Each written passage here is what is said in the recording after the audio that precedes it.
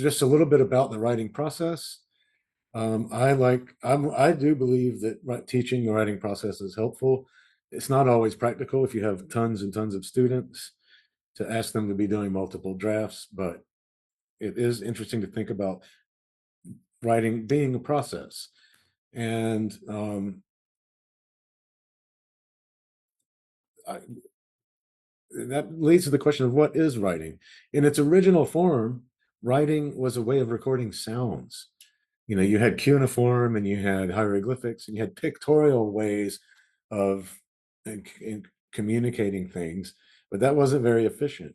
When someone finally developed the alphabet, which I think probably happened in Phoenicia, I believe people say, the alphabet is just a bunch of symbols that represent sounds, and that's all it was. It was the oldest way of recording audio. To record the voice. Um, but now we think of it as composition and we compose things. And so it's a bunch of mental activities, right? It's a complex cognitive process. The verbal text that you get at the end is the byproduct of that. It's what you have after doing all these mental activities. And learning how to master the mental activities and the thinking side, the cognitive side of writing is really helpful and a really powerful thing to do. Okay, so let's think about the grocery list, right? One of the easiest things to write is a grocery list. In order to write one, though, you have to do a lot of mental work, right? Now, let's go back to genre and purpose. Why would you write a grocery list? Well, one, you might write a list because you want to tell someone else what they should get at the store. You're not going to go to shopping, but someone else is going to go and you need to tell them what to get. Or maybe you're going to go shopping yourself, but you need to write the list so you remember what to get.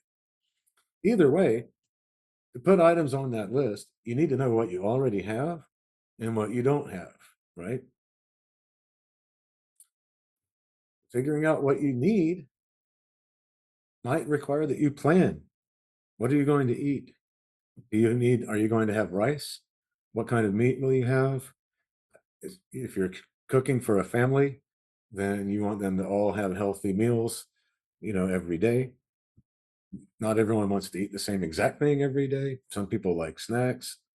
So you have to think ahead to what are you going to actually be cooking and what are you going to need to make those meals and what do you already have at home and what do you need? Do you have all the spices you need? Do you have the rice? Do you have the meat?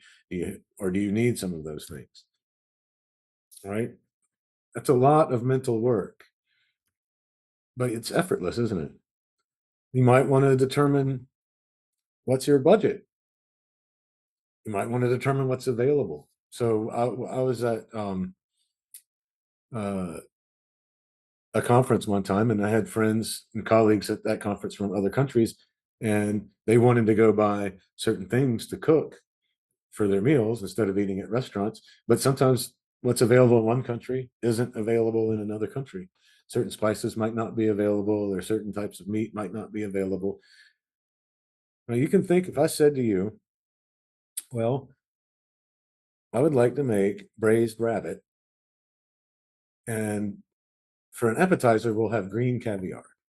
Would you know where to get green caviar? If you can tell me in an instant that there's no place to find green caviar in anywhere nearby where you live, just think about how much mental work it took for you to just say instantly, I don't think the green caviar is going to be available. It took years of experience going to the grocery store, years of memories, years of shopping at everywhere that you shop for food in your local area. All that information is stored in your brain, and your brain can retrieve it instantly in the split second and say, yeah, you can find that at this particular store, or no, I don't think you'll find that anywhere. And that's an exotic food that we don't really have around here. Um, that's a lot of work, but your brain does it instantly because that's how powerful it is, right? The final thing that you do is put um, your grocery list into writing, right? That's the last thing you do. All the real hard work is done underneath. And your brain is so powerful that it does it almost instantly, right? So when you start talking about essays and research articles and your students type of assignments that you give them, then we're talking about things that are much more complex than grocery lists. And if you do look up any research sources on the writing process, a lot of them will use a standard breakdown of it, and they'll call it pre-writing, drafting and revision, proofreading and submitting the text, and then publishing the text. So in most of the research I've read, those are the standard terms used to describe different stages of the writing process. Um, but I like to think of it as on a sort of more cognitive or psychological level.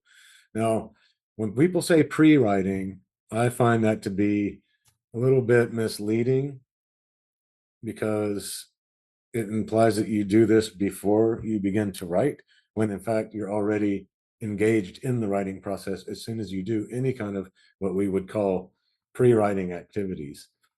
But when people say pre-writing, they usually mean brainstorming, mind mapping, diagramming, free writing, outlining, reverse outlining, and so forth. Um, but those types of things can be done prior to writing a draft. They can be done during the drafting process. Reverse outlining has to be done after the drafting process. So again, the word pre-writing is a little bit misleading, but that's just the term that's used. Um, so but the point here is writing, when you think about the writing process as a cognitive process, it's not strictly chronological. It is recursive. It can be repetitive.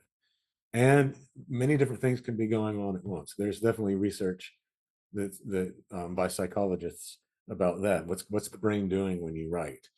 And usually it's doing a lot of things. It's not multitasking, but it's doing a set of coordinated activities. Um, and that's actually quite interesting. And learning what your mind is doing when you write and when you do different types of writing tasks, especially on longer term projects that where you build up something where you might have to do a lot of reading of literature for what you're writing. Well, if you're doing that, that's still part of the writing process, and that reading is a part of the cognitive activities where you're processing information with the intent to respond to it and have it inform or your writing in some way. Um, so uh, that's just an example. I'll share this with you so that you can use this or refer to it later, just if you want to. But that the last slide was just an example of how the writing process can be recursive. Now, when we talk about drafting, we talk about um, producing the words that make up the text. Right now, maybe the first draft might be rough. We might call it a rough draft, and the final draft will be polished. But everything in between is one draft or another. First draft, second draft, third draft. I consider the first draft, I like to call it collecting clay. Like imagine being a sculptor, and before you make a sculpture out of a big expensive piece of marble, you might make a version of it out of clay first. And then based on the one out of clay, you would start to make the one out of marble. But without clay, you can't do that first step. So I think of the rough draft as collecting clay. You're going down to the river and you're collecting clay so that you have something you can start to shape and give form to, right? Um, the last draft, when you're getting something ready for publication, is when you're polishing and smoothing out the marble that your final sculpture is going to be made out of, right? So that's one analogy I like to use to think about the drafting process. Now, a lot of my students get confused with the term revision because they think that just means fixing the grammar errors, the punctuation errors, typographical errors. And it is important for them to do that. And that is a part of preparing a final draft. But when they turn in a rough draft and it has no argument or it has major structural problems or there's a lot of irrelevant material in it, sometimes a revision is going to require them to have to really rewrite a lot. And so I try to emphasize that revision and proofreading are not exactly the same thing. Okay. They're both very important, but they're not the same. So I like to just keep them separate in term as terminology goes, so that I don't confuse my students. When I say revise this, I mean make major changes to it. And when I say proofread this, I mean, okay, now it's time to start cleaning it up and making sure that there's no typographical or grammatical errors and things like that. Now, if you are going to be making major changes to a text, you can often add new grammar errors, right? So that's the thing. That's another reason I like to make that distinction is it doesn't make a lot of sense to go and fix obsess about the grammar errors and the punctuation in a rough draft.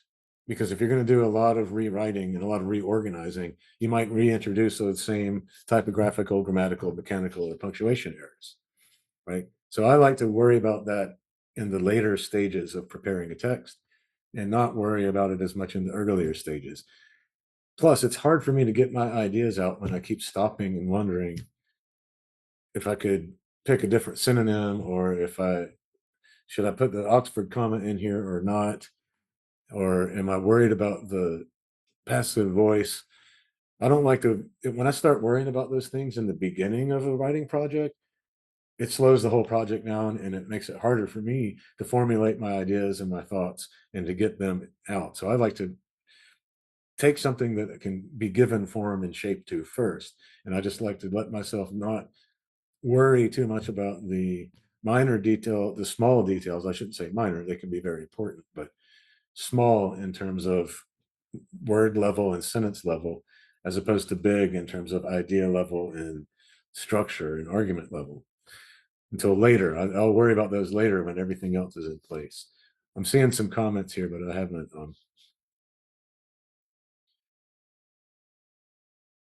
Um, what would be the sequence of revision and proofreading and process writing? Well, proofreading would come at the end, and revision would come in the middle, right? So we're going to talk about that too. I have another slideshow for a different webinar where we go through um, all of these different stages of what to focus on in a writing project of your own or what to focus on in a when you're giving feedback to other people on their writing projects. But yeah. No, yes, I do have them both in one slide, revision and proofreading. So right there, so you can see right there. This is actually for teachers, this particular slideshow. But I tell my students, here's what revision is when I use the word revision in class, and here's what I mean proofreading is when I use the word proofreading in class. I tell them right then so that when I'm giving them feedback or assignments, um, I don't they know what I mean. The same thing with quoting and citing. Those are synonyms, and even though they can be used interchangeably, um, they can also be distinguished from one another, right? So um, we'll talk about that too when we talk about lit reviews. But yeah, proofreading is a type of revision, but it's one that I like to emphasize that comes at the end. Don't proofread something that's not even going to be in your final draft, right? And in fact, it's called proofreading because when you publish, the publisher will provide you with what they call page proofs. As you know, I'm sure all of you've had this experience before. And it's when you've got the page proofs that you can go through and change any kind of very small errors that you may find. A lot of journals will make you pay money if you try to change anything that would be something a bigger change than a spelling or a punctuation error. Because the page proofs show every word and every letter that's going to be on each page, and they don't want to repaginate the entire journal or the entire book So they want you to make any large changes prior to that um, page proofs. Okay, so copy editing is that's often done by someone other than the writer. So, but it's still a late stage part of the writing process. So let's say you've written a journal article, right? You write this journal article and you submit it for peer review. You get an analysis back from your two peer reviewers, and the editor of the journal says, okay, well, the reviewers have suggested that we should publish your article, but only after you make revisions. And here's what the comments from the reviewers are. If you make those revisions that they suggest, then you can resubmit your article and then we'll move forward with publication. Okay. That's a common response that you might get from a peer reviewed journal. Okay. So let's say you go back and do the revisions. Okay. At that point, once you've done those revisions, you should not be making any other major changes to your article. You should not be adding new evidence. You shouldn't be adding new arguments or new points. You give it back to the journal and it should be complete and ready to go. And then the journal will get a copy editor to go through and read the manuscript in the manuscript form in which you submitted it to make sure that the citations are correct, the punctuation is correct, and there are no spelling and grammar errors. That's copy editing because they're editing the copy. They're just editing the text. Once the copy editor does that, then the journal editors, someone at the staff of the journal, will set the pages, right? So once they set the pages, they're formatting it, they're putting it in the right fonts and doing everything to make it look exactly how it's going to look when they finally publish the final version of it, how it's going to look in print, so to speak, even though a lot of journals publish electronically now, we still say in print. Okay, at that point, they generate page proofs and they give those back to the author and they say, here is exactly how your article is going to look. This is your last chance to change anything. And we don't want you to change anything unless there's something glaring, like there's a comma at the end of a sentence when there should have been a full stop, or there's a spelling error, right? Or um, something like that. And any errors that you fix should not change the words that appear on one page, right? So they don't even want you to change out words for synonyms because a word of a different length could mean that that word has to get pushed onto the next page, in which case they have to reset all the pages from that point forward in the whole publication. And they do not want to do that. And so if that's 100% necessary, sometimes they'll charge you the money it costs to pay to have the whole journal reset based on the fact that you needed to make a change at the proofreading stage. And proofreading is when really only tiny little changes can be made, right? And copy editing usually only involve minor changes as well, but it's the run through that you give it a text before the pages are set, because once they're set, then really only the most minor of changes are really supposed to be permissible. Okay, and so when you think about that, and now in the writing process, proofreading is fixing the small stuff, and yes, it technically is part of the revision cycle, but it is not the same as, oh, let me change the sequence of these paragraphs, let me eliminate those paragraphs and add these, or even you're not even really changing the sentences at that point. You're really just looking for small errors and making sure that your text is free of small uh, errors at that point. So um, and basically everything I said here is kind of um, describes what I wanted to get across on this slide, which is that there's this whole process that you go through, and at the very end of it, you start working with your publisher. But in a classroom context, the final step is submitting the work to the teacher. But I like to get students to get their text to the point where they don't really feel they need to change a lot, but they do want to go sure and make sure everything's correct, is everything's grammatically correct, mechanically correct, and so forth. Um, so we can see here how the writing process, especially during the revision stages, can seem endless. And like the more you work on something, the more it changes and the more you feel like you're just in the middle of it. And sometimes you just have to tell yourself, I'm going to just accept that this piece of writing is what it is, and I'm going to submit it. It might not ever be as good as you might want to continually try to perfect it and improve it forever. And sometimes you have to just not be your own worst enemy, and just stop and appreciate the fact that your piece of writing can accomplish the purpose that it has, and then submit it. But I know it can be hard to do that. I find myself just wanting to constantly go back over things and constantly improve them. But um, we can also see that it's going to differ from genre to genre. Again, the purpose and the genre that you have are going to drive pretty much everything else that you do in a writing project. Obviously, the grocery list has a specific purpose, and there are specific forms that it takes as a genre. And that's going to be a lot different from any kind of research writing that you do.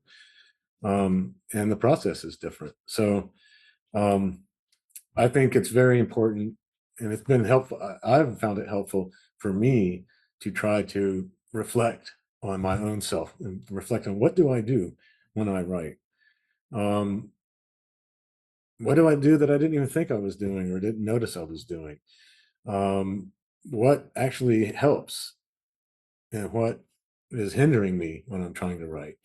Um, and also with students, I try to get my students to master their own writing process, not just a process that I tell them, but to figure out what works for you and what doesn't work for you, and master that as a method of creativity, and then you'll start to live up to your full potential. There's some questions you might consider about um, the writing process if you'd like to, think about mastering or modifying or enhancing your own writing process, or if you would like to teach the writing process, might ask yourself some questions such as these, and that's